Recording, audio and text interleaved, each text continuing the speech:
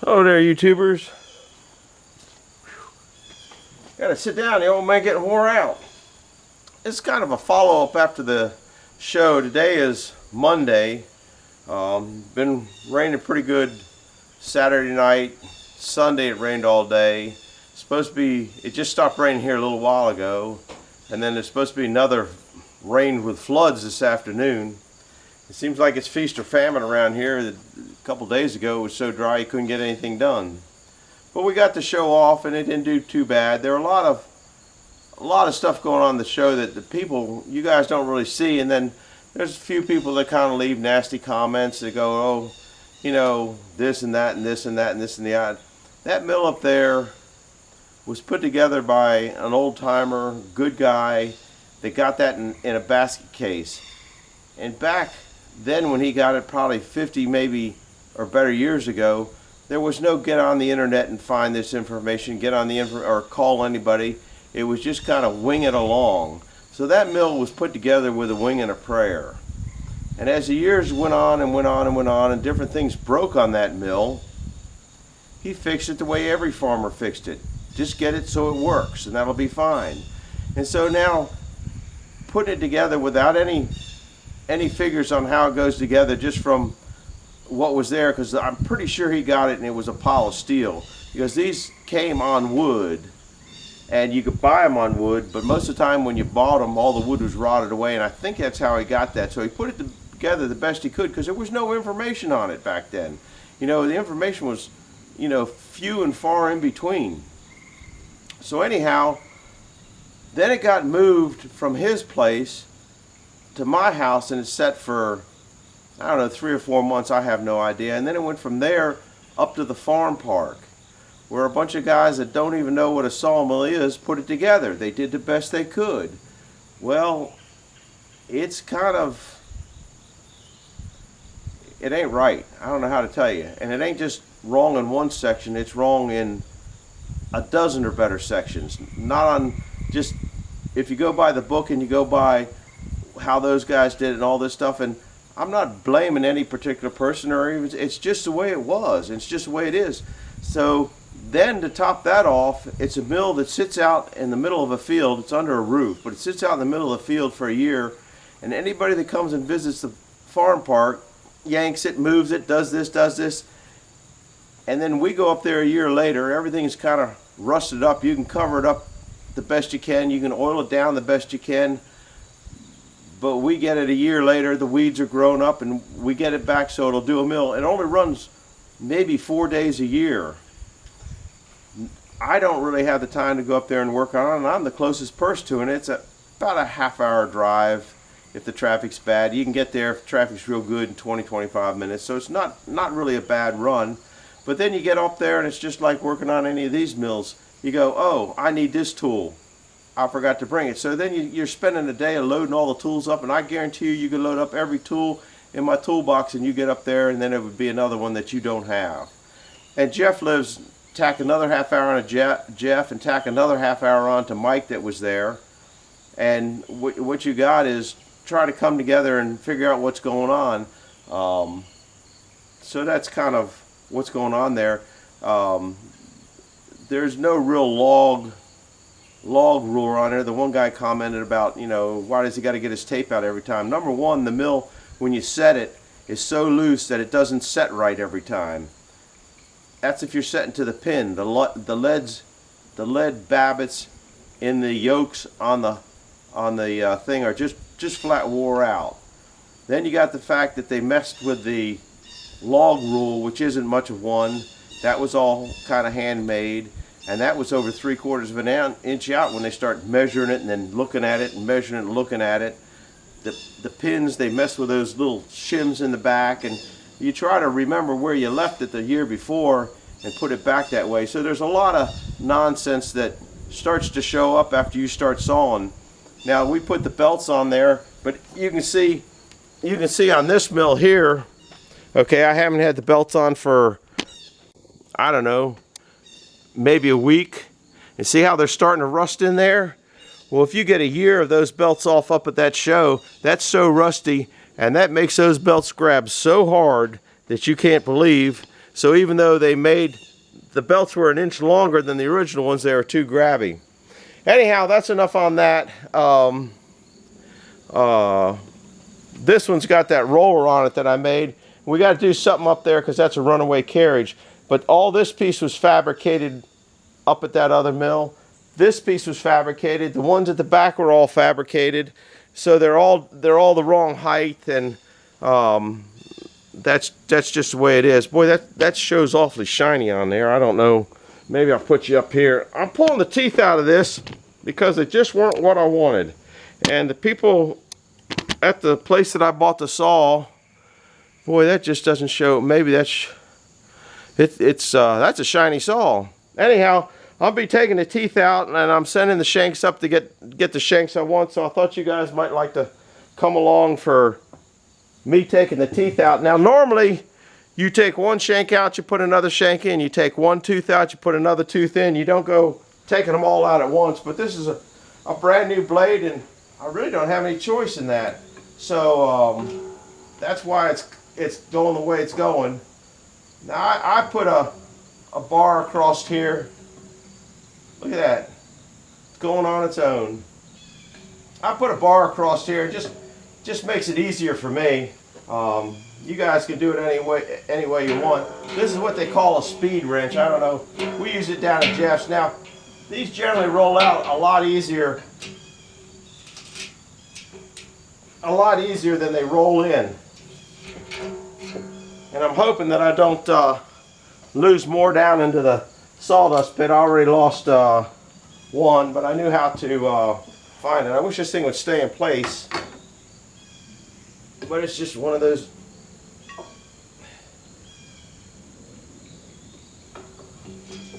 There you go. It's still running. I guess it wants to go away.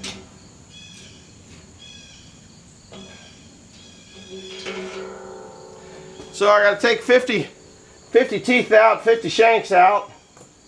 They're going up and getting replaced with I didn't really care for these, so I wanted to take them out, and the saw shop's going to change them for a different shank. These are 9s. I want to go to 8s, and these are super shanks, and I want to go to straight shanks. So I thought that's what the blade was going to come with, or I thought that's what the blade was going to come with, but it didn't, and I don't like the way it saws particularly. Probably have to get used to it. Saw teeth, I'm going to measure them. These shanks, when I'm having a lesson on shanks. If you saw the 25 boxes of shanks that I bought, I'm having a lesson on shanks, finding out they're not all equal. They vary in the box by as much as 15 thousandths of an inch, which the whole saw size is, now they're pretty consistently the same, or within 2 or 3 thousandths one way or the other. But then you get some that are really bizarre. Then I found one whole box that were just totally mismeasured or mismade, or yeah, I guess not. Well, they were made right, but they were stamped wrong. Totally. And you know, they have, I don't know if you guys can see in there, but all these are, see if you can see it in here. I don't know if you can see the oh, it's under my thumb. I don't know how close I can get, and that'll focus. Maybe not. Maybe those are F9s, and I want to go to F8s.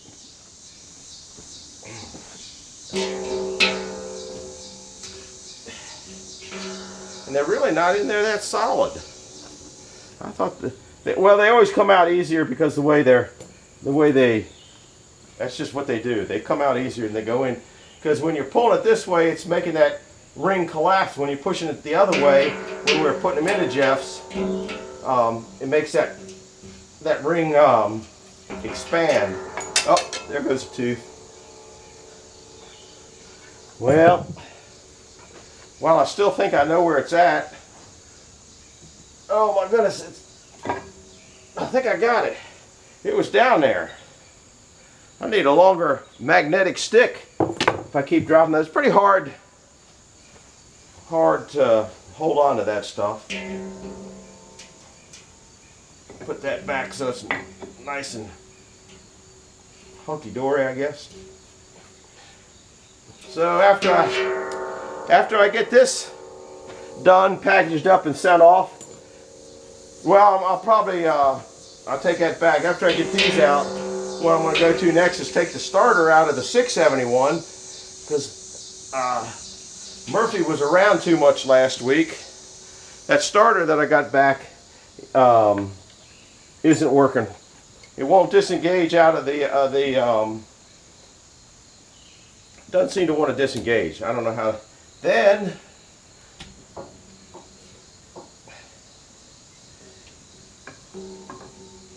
Then I got to go to the parts department to see if we got some stuff to maybe fix that mill up the steam show. The problem with one of the problems up the steam show is, I'll point to it here. I think it's in the, yeah, it's in there. All this was manufactured by the gentleman that bought it originally.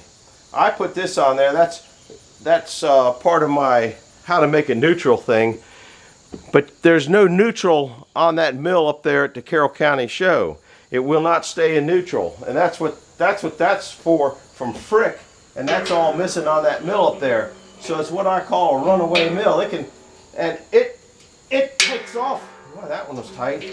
It takes off on its own from time to time, and if you notice on that mill, there's a handle.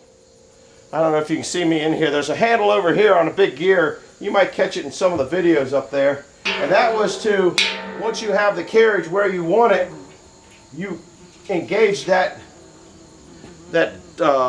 gear with the teeth in it, and then you could, that would lock that carriage in place. That would lock that carriage in place. And that's what that was all about, if you're wondering. Now the wheel, I guess most of you figured out by the end that wheel up there was for a friction feed log turner.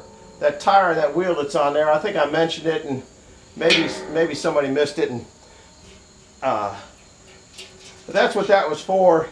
And we'd like to take it out because the inner tube has gone flat. Of course, it's only, who knows how many years old that is. It's just an astronomical amount of years old. And the problem with that is, when it went flat, it doesn't sit equally in that tire. And it's creating a vibration in that mill up there also. That's just another thing. But to take it out, you got to take all these bearings and all this nonsense off. And boy, I'll tell you what, that ain't easy. You know, and like again I said in the past, that mill only gets run 4 days a year. And so who wants to put a month of time into a mill that's only going to run 4 days a year? It's just something that to think about. You know, and that's, now we did that on the mill down at the Buzzard Farm, which I have videos of, or pictures of that. I don't have any videos, and where we redid an awful lot of that. But that mill there is also getting old. I mean, this wood doesn't last forever, and it lasts even less when it's not getting used. I don't know how to explain that. Boy, there sure are a lot of teeth on a saw blade. It seems like they just, I think as I'm taking them off this side, somebody's putting it back on the other side. But they're being nice.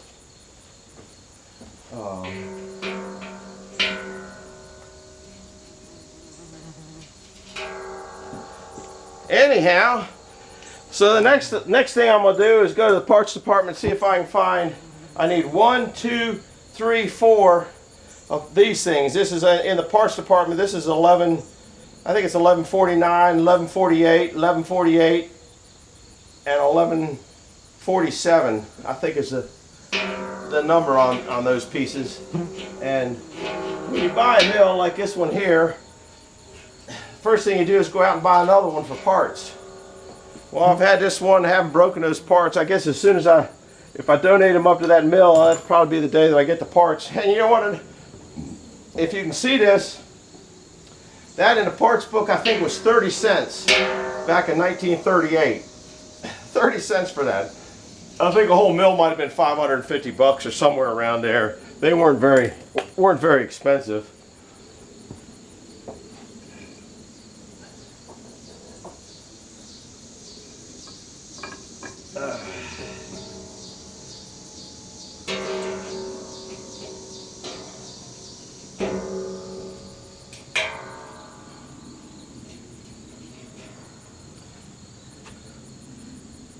Gonna be a lot harder putting these back on, guys, I guarantee you.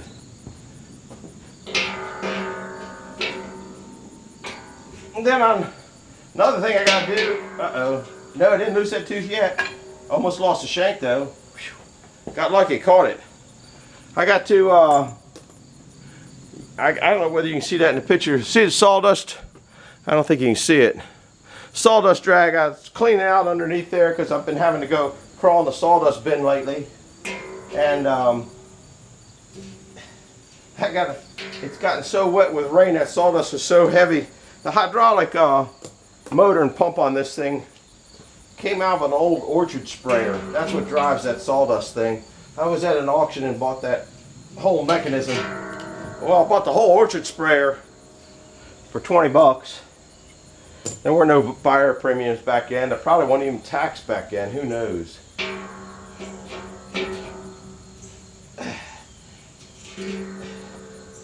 Man, this thing's got a lot of teeth in it. I'm only just a hair over halfway around, guys. Well, I don't know if you want to sit here and watch paint dry much more. I think I'll take it out a few more minutes and maybe put another one on with this one.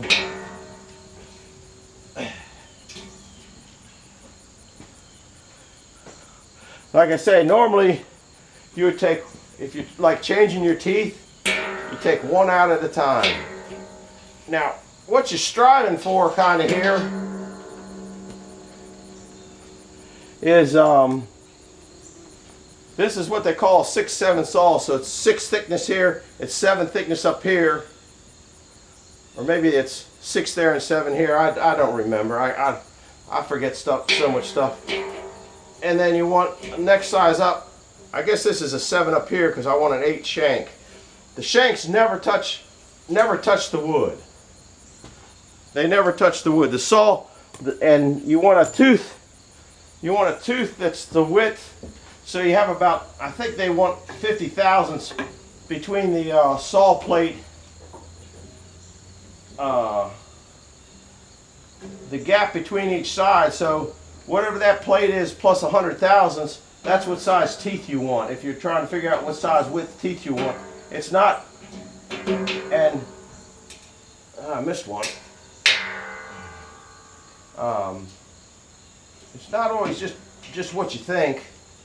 There's a method in that madness, because they don't want that saw plate hitting that wood, because if that saw plate hits that wood, it's going to heat up, and as soon as you got heat, you're not sawing, guys. This is just pine here, so I think it's not going to hurt anything. If you're wondering, I don't have a massive piece of oak, or I didn't want to use a piece of steel.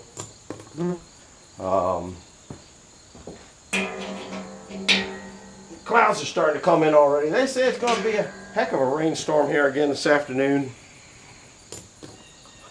which I don't doubt it. Feast or famine. Believe it or not, just the other day I was watering the garden last week. In fact, I put the drip irrigation on it. That garden's pretty well shot for the year anyway.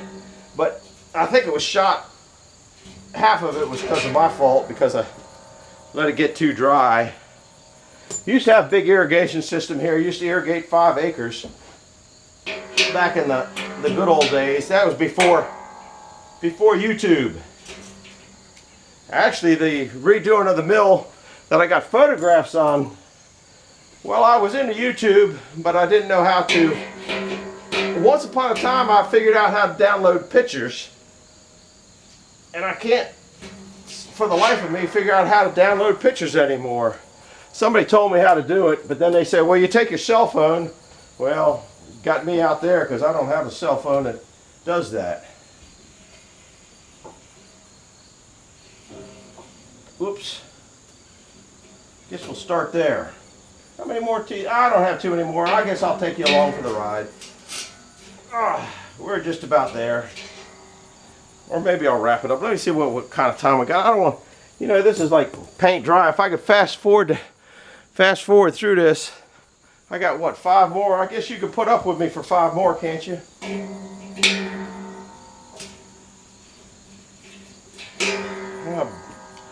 Wipe them off, box them up, and touch them up with a little brass brush and send them back to them, and then they're going to send me a set of 8 regular shanks. These are super shanks here. Isn't it funny how every now and then they just crack? Actually, the saw is supposed to be retension when you put all new shanks in there, because it might have a different tension in it. But guess what? It ain't happening unless it goes really bonkers.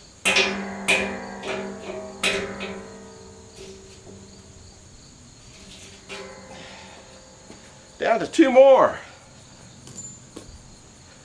Woo!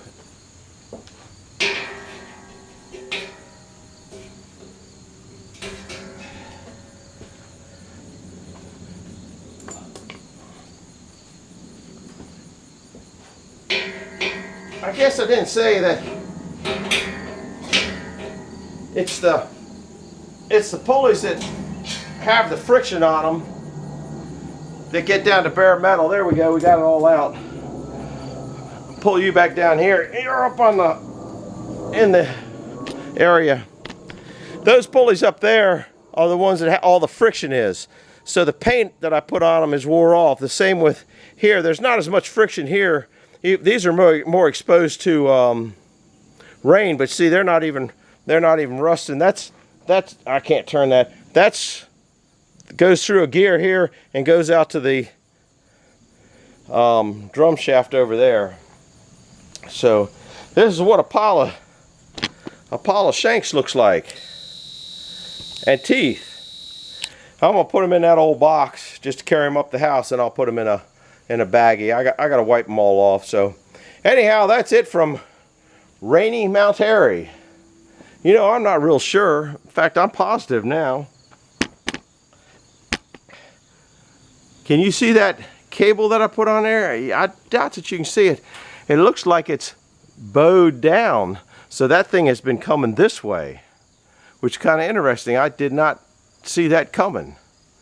Did not see that coming at all. I didn't put any real tension on it. I just made it, you know, I didn't put any pull on it. But that's coming this way, so I guess that ground down at the base of that must be coming this way. This one here got a regular board in it. So anyhow, that's about it. My parts department is all the way down there. There's another mill. See that?